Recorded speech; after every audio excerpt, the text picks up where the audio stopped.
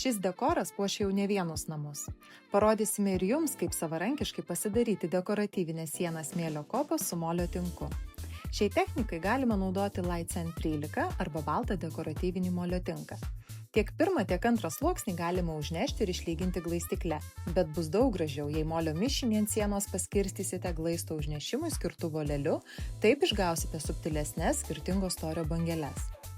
Taigi, pirmiausiai užvoluojame molio tinką ir gulsčiai laikydami teptuką tvirtesniu judesiu išlyginame paviršių. Tada, tuo pačiu teptuku, švelniais, bet greitais judesiais sukuriame bangeles.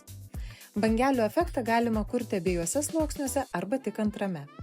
Norint, kad dekoratyvinė technika būtų švelnesnė lietimui, džiūvimo eigoje, kai susigeria vanduo ir paviršius tampa matinis, sieną reikėtų užglostyti drėgnu teptuku, taip sutankinant molio tinko paviršių. Dekoratyvinę molio tinko sieną galima palikti natūraliai arba lakuoti Mr. Clay vandens pagrindo laku varniš numeris 1.